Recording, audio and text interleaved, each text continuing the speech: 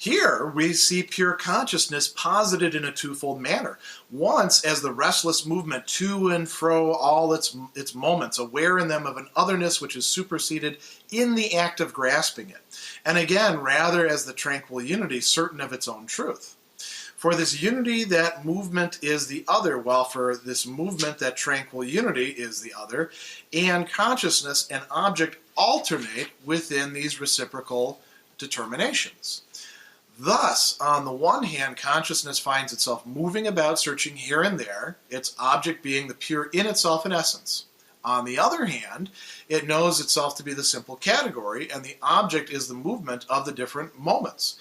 Consciousness, however, as essence, is this whole process itself, of passing out of itself as simple category into a singular individual, into the object, and of contemplating this process in the object, nullifying the object as distinct from it, appropriating it as its own, and proclaiming itself as this certainty of being all reality, of being both itself and its object. In paragraph 237 of the Phenomenology, we see an exchange between two polarities, which should actually remind us of the section that we just traversed, which is the unhappy consciousness. We see a splitting into two of consciousness itself, but what's happening here is a bit more integrated or unified, you can say. We don't see the generation of something that's far off, that really is consciousness, but consciousness doesn't recognize it as such. Instead, in this reason section, both of these aspects are going to be connected together in consciousness as such. So let's see how Hegel does this. He talks about pure consciousness being posited in a twofold manner, and these are the two parts to that, or the two aspects. On the one hand, we have movement, right? And he uses this term restless. Miller's got it translated as the opposite of that being tranquil. That's ruhige and unruhige. So they're just opposites of each other. In this case, we have movement. In this case, we have counterposed to movement, unity, right? So consciousness as a restless movement. Not just a movement that goes wherever and into whatever it wants to be, with no sort of purposiveness or development. Instead, this is a process that has been going on that we've seen, this dialectical progression. So consciousness is a restless movement through all of its moments. This is one aspect of consciousness. It's gone through, the consciousness section with perception and forcing the understanding, these various dialectical developments that took place in there. It's gone through this entire self-consciousness section, which is working out its relationship with the other. Now, in terms of reason, it is doing so in terms of consciousness and world. And so consciousness is going to go through all of these movements. It's not quite finished yet. It's not even close to finished yet. And what's going on in this, Hegel says, is an awareness of otherness, but it's an awareness of otherness that as soon as it starts to wrap its head around the other as such, it supersedes it. It is engaged in this process of, sublating it or overcoming it. So that's one side right there. On the other side, there's consciousness as a tranquil unity, as he says, aware of its own truth. So there's a resting place, right? A little bit later, he's going to say that this is consciousness that knows itself to be the simple category that we saw discussed in the last two paragraphs. Here, on this part, it's going to be seeking the pure in itself and the essence. And you might say, well, where is that pure in itself and essence? Is that here? In a certain way it is. This is also, by the way, taking this to be its object. This is taking this to be its object. But what's really going on is this entire process, all of this, as Hegel is going to tell us, is really consciousness. So, like I said, there's a splitting that's taking place here. but it's not a complete separation. He says that what happens in this is each of these is other to the other, right? So for consciousness as tranquil unity, the movement itself is other. For this consciousness as restless movement, consciousness as a tranquil unity is other. And it's an other that ends up being superseded in the process as well. So he says, on the one hand, consciousness finds itself moving about, searching here and there, the object being the pure in itself in essence. On the other, it knows itself to be the simple category, and the object is the movement of the different moments. Consciousness as essence is this whole process itself. So what is this? What is the essence or in itself that it's seeking? It thinks that it's this tranquil unity of consciousness, but it's really the totality of consciousness, which includes consciousness as restless movement. So it doesn't realize itself that this is part of the essence that it is seeking. He goes on a little bit further and he says that it passes out of itself as simple category into a singular universal, right? And to the object, and of contemplating this process in the object, nullifying the object as distinct from it, appropriating it as its own. This is appropriation is going to be core to the activity of reason. Think of reason as ever, appropriating more and more, conquering more and more. It's got a kind of will to devour the world and transform it into what is speaking to it, what is rational, what fits itself. So he says, it proclaims itself as the certainty of being all reality, being both itself and its object. And we saw that this is something that is really integral to the nature of consciousness. When we're talking about Hegelian idealism, or this progress of reason, it is in fact something that is taking other things as its object, but saying that those are its object precisely because they are for consciousness. So in a certain sense, it is a relation to itself as consciousness. So all of this is involved here. And notice how big of a difference this is from the, ever trying to chase the unchangeable, or the tranquil unity, that we saw in the unhappy consciousness. Its first declaration is only this abstract, empty phrase that everything is its own. For the certainty of being all reality is at first only the pure category. This reason, which first recognizes itself in the object, finds expression in the empty idealism, which grasps reason only as it first comes on the scene, and fancies that by pointing out this pure mind of consciousness in all being, and by declaring all things to be sensations or ideas, it has demonstrated this mind of consciousness to be complete reality. It is bound, therefore, to be at the same time absolute empiricism, for in order to give filling to the empty mind, that is, to get hold of difference with all its developed formations, its reason requires an extraneous impulse in which first is to be found the multiplicity of sensations and ideas. This idealism therefore becomes the same kind of self-contradictory ambiguity as skepticism, except that, while this expresses itself negatively, the former does so positively. But it fails equally with skepticism to bring together its contradictory thoughts of pure consciousness being all reality, while the extraneous impulse or sensations and ideas are equally reality. Instead of bringing them together, it shifts from one to the other and is caught up in the spurious, that is, the sensuous infinite.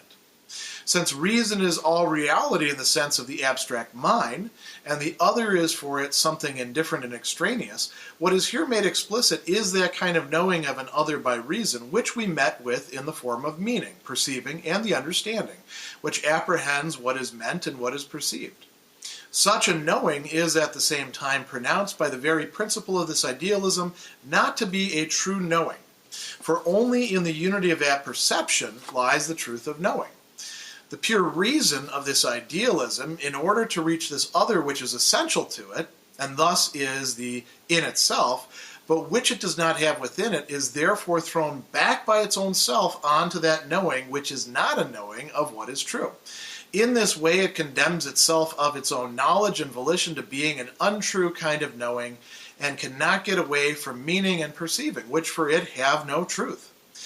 It is involved in a direct contradiction. It asserts essence to be a duality of opposed factors, the unity of apperception and equally a thing.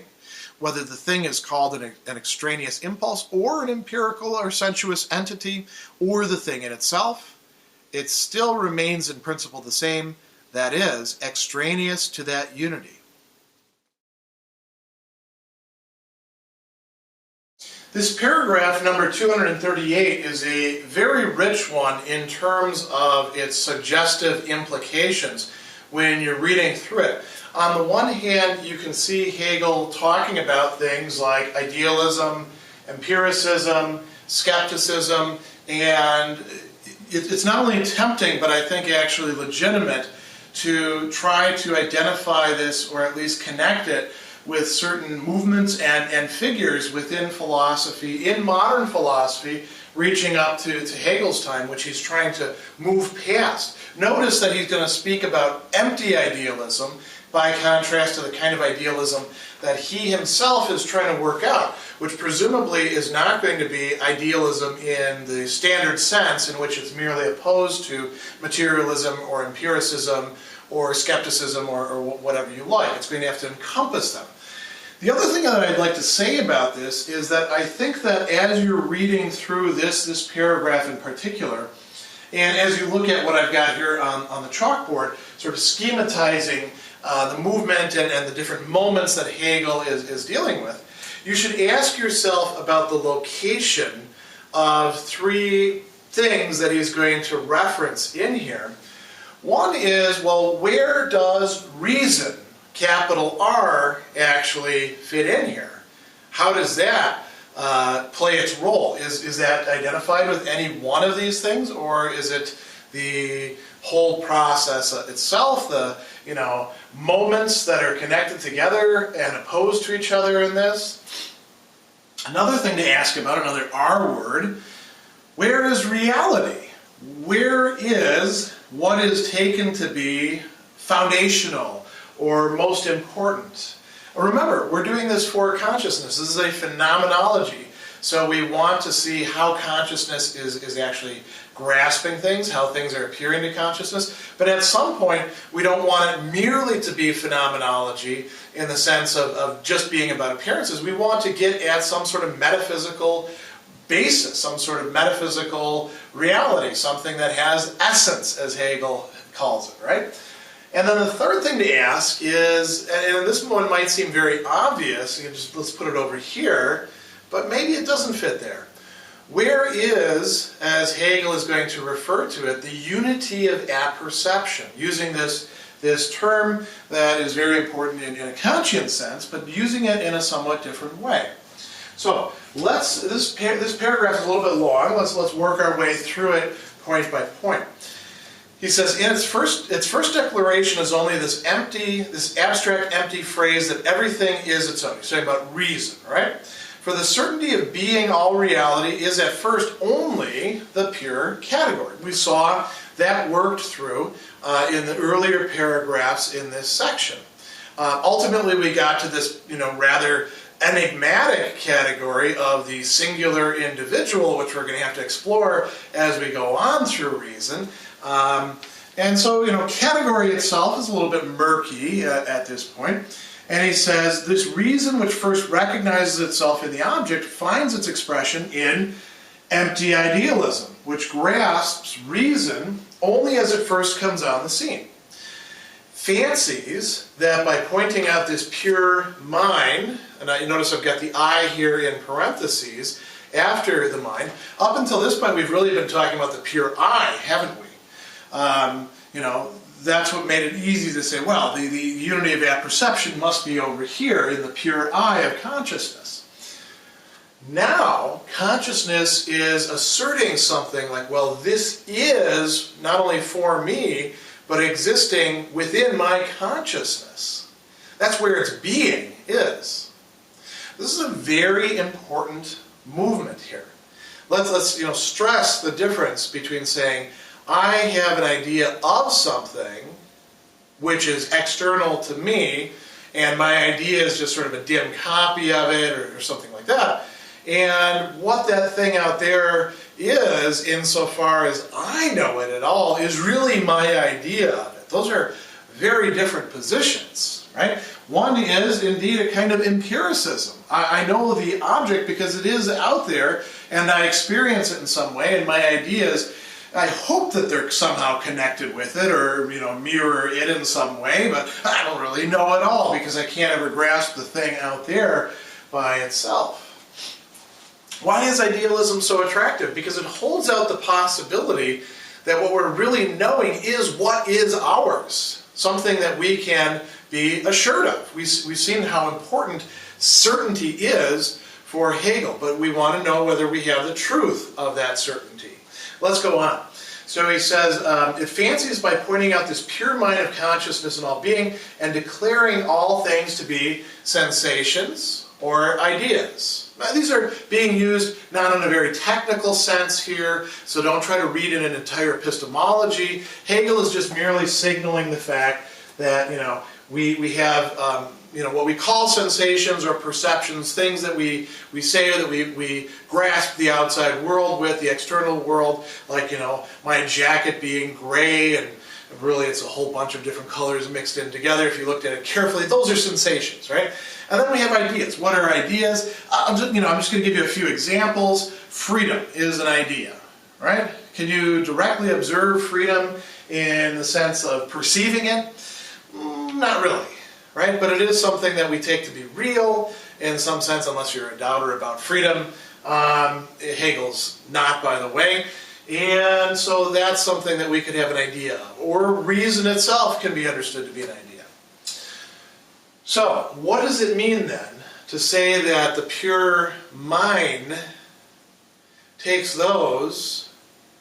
things, beings, to be just these? It means that it encompasses them within the scope of consciousness. Think, for example, about René Descartes and the famous Cartesian cogito. When people think of the cogito, they almost automatically say, cogito ergo sum, right? Well, that's an important thing, but that's only the very start of the whole process by which Descartes is going to reason his way to an external world that we can have not only knowledge of, but scientific knowledge of, by way of knowing, metaphysical truths such as there exists some sort of perfect being, let's call it God in Descartes' case, and that one exists is part of this process, right? The fact that one is located between pure being and nothingness is also a fruit of Descartes' meditations. But much more importantly, think about this. In his discussions of, I think, therefore I am, what does he immediately move to? It's not that he's going to just dwell on the fact that he exists, and if the evil, demon or genius is deceiving him, he must exist. That's interesting, but he leaves that behind very quickly.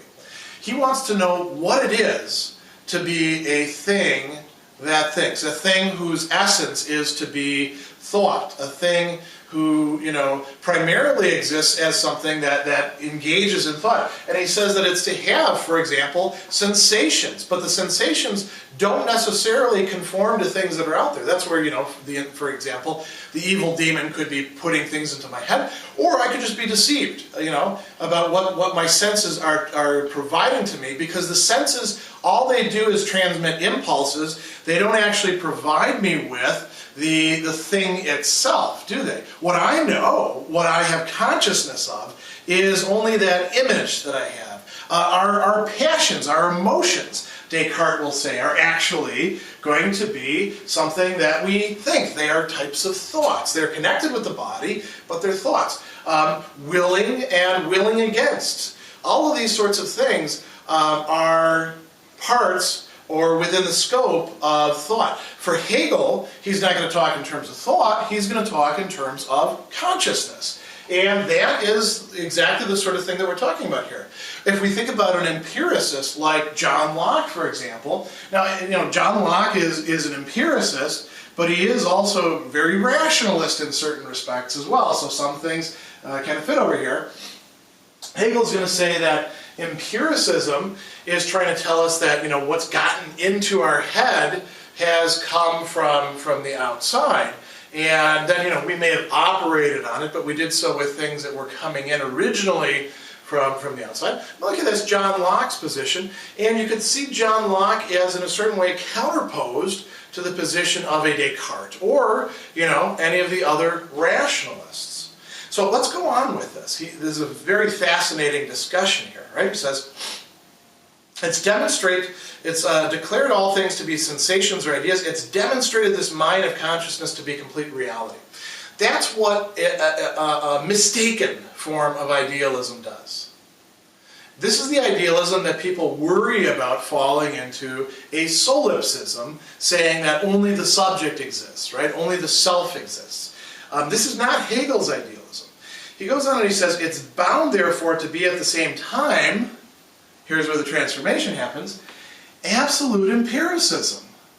So how is it that idealism, in this sense, is really a kind of empiricism? Well, there's a little bit of a hidden process going on there. He says, in order to give filling to the empty mind, in order to get hold of difference, it has to have something coming in from the outside.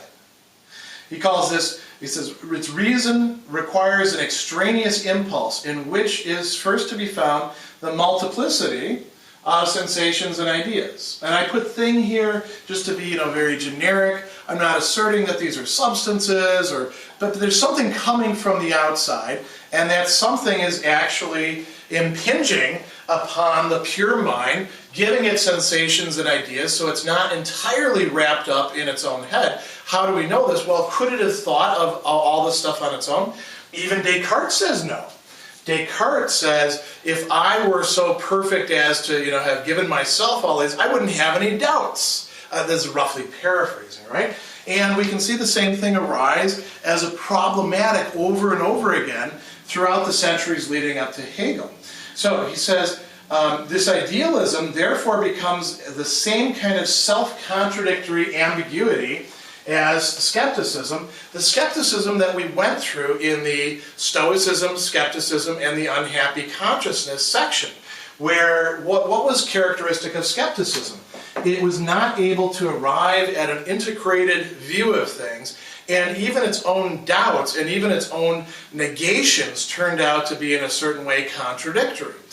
So when reason, as empty idealism, as reason, first arriving on the scene, tries to assert that everything is really, within its own consciousness, within its own purview, it has to acknowledge this. And then the question is, well, how do you actually reconcile the two of these together? This self-contradictory analog to skepticism is not going to work. He says that skepticism expresses itself negatively. The skeptic says, I can't really be sure of anything, even sure of the fact that I can't be sure of anything. Reason, however, does so positively. He says, it fails equally, though, to bring together its contradictory thoughts of pure consciousness being all reality. Remember what I said before. We should ask ourselves, where is reality in this? Is it just on this side, or is it just on this side? Can't be here, because this is, ultimately self-contradictory. Is it somehow in the connection between them? There's the answer. Where does reason lie? Also in this connection between them as well. So, but reason has to realize that. He goes on and he says, instead of bringing them together, it shifts from one to the other, and it gets caught up in the spurious, that is the sensuous infinite. So it wavers in between these two. It just goes oscillating back and forth. And that was the movement that we saw carried out with skepticism. This is not a way to make an advance. So he says, since reason is all reality in the sense of the abstract mind, and the other for it is something indifferent and extraneous, what is here made explicit is that kind of knowing of an other by reason, which we met in earlier progressions. So we're retracing, once again, the dialectical movements involved in sense certainty, in the meaning, he says here, in perception, or the thing in its qualities, right? and in force and the understanding, when we dealt with not only the conception of force and the understanding, but also the conception of, remember, world. And we had not only the observable world, the world of appearances, but we had the world of laws behind that, the supersensible world and the inverted world, and somehow these were all part of the same world. So that same sort of bringing multiple visions like that together has to occur with this, and it's not yet occurring. Where are we going to move out of this? He says, this kind of knowing is at the same time pronounced by the very principle of this idealism not to be a true knowing. That is, the knowing that's associated with the understanding. For only in the unity of apperception lies the truth of knowing. Now, here's that question. Where should we locate the unity of apperception? The rationalists, and Kant is very much a rationalist in this respect, are going to locate it here, aren't they? Hegel is not.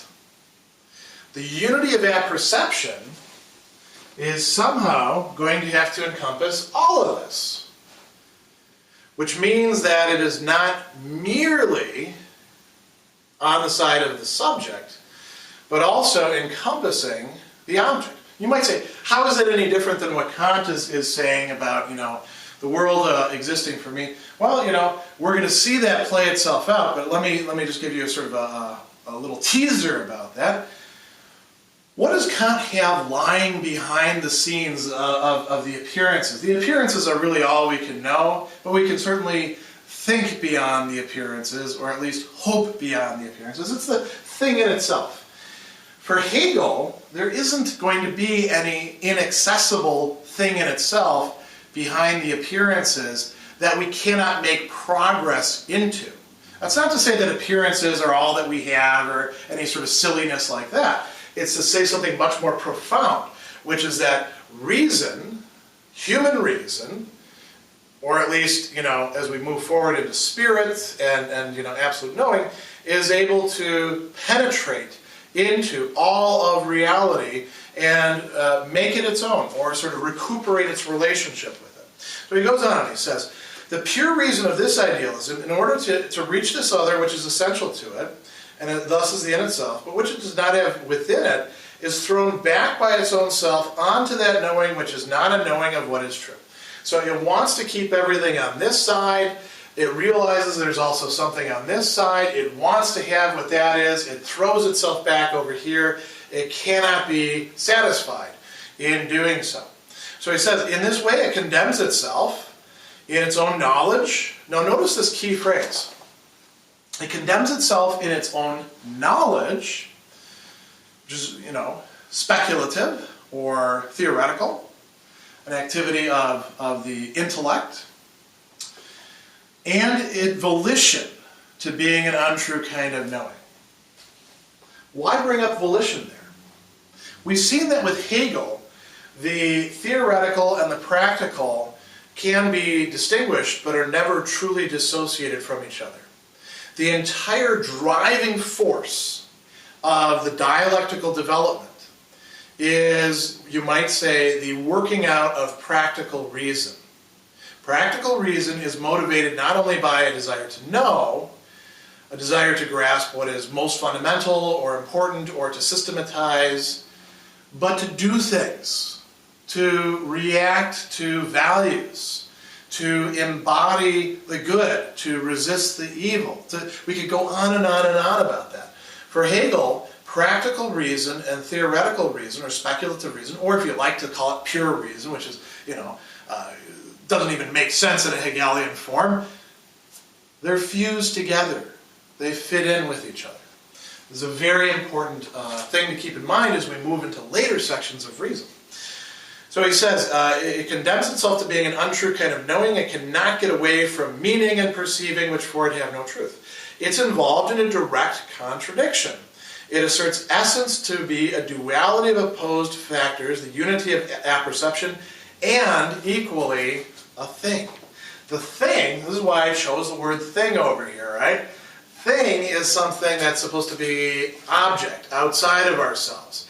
And yet, the unity of apperception is itself, Hegel is saying here, a thing, because it has self-consciousness. It is reflexive. It can treat itself as a thing. It is only possible for the human being to view itself as a thing because it is more than a thing in doing so, right? We saw this with the self-consciousness section. He says, whether the thing is called an extraneous impulse or an empirical or sensuous entity, or, Kantian term, the thing in itself, it still remains in principle the same, that is, extraneous to that unity. The challenge then is how to recuperate that, how to reconcile that, how to make that part of this larger unity, which it already is, but has not yet been explicitly worked out in its notion.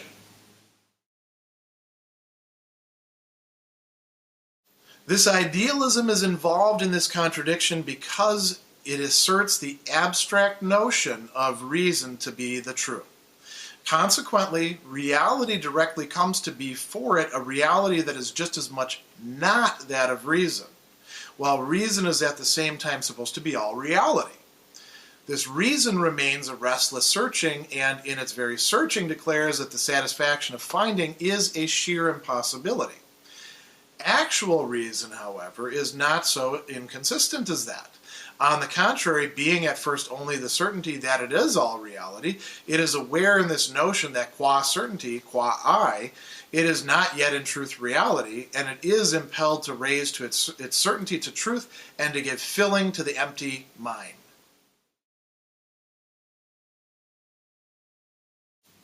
Paragraph 239 brings this initial portion of this massive 200 plus paragraph reason section to an end. And it's very short, but it's quite important because it's going to sketch out for us in very brief outline the path that we're going to have to go on.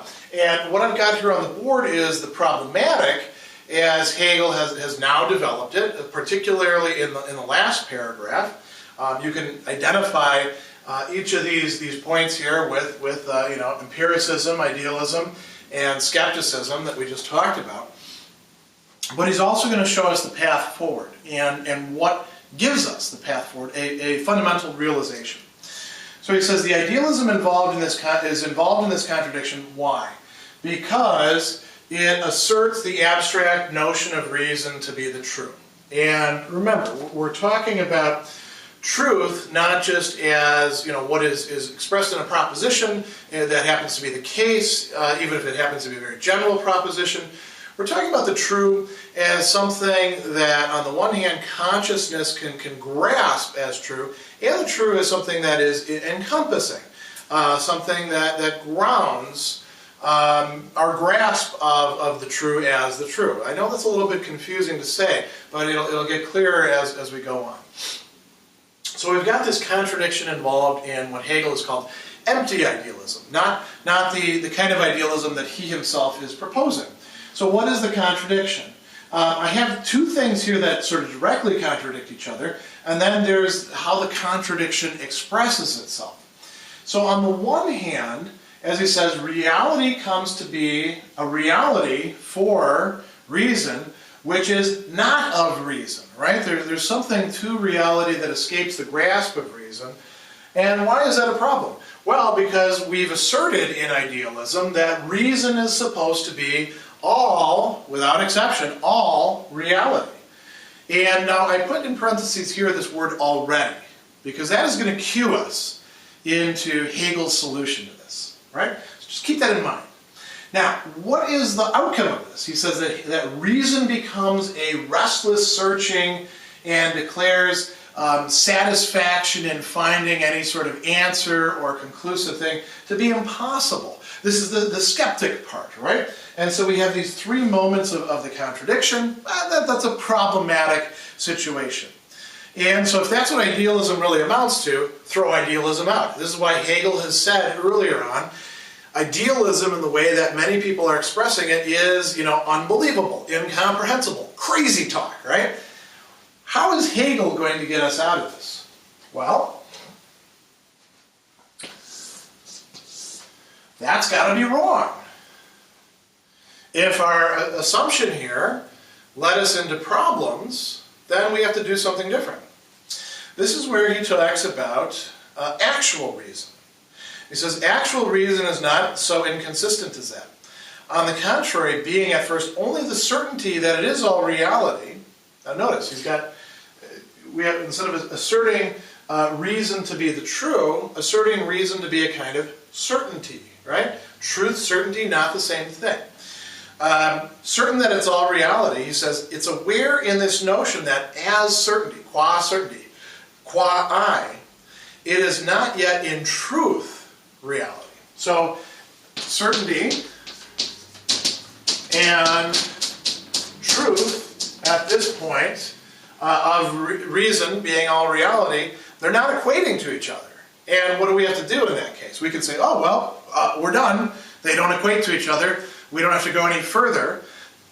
Or we can take Hegel's path, which is to say, he says, it's impelled to raise its certainty to truth and give filling to the empty mind. This is why the already is there.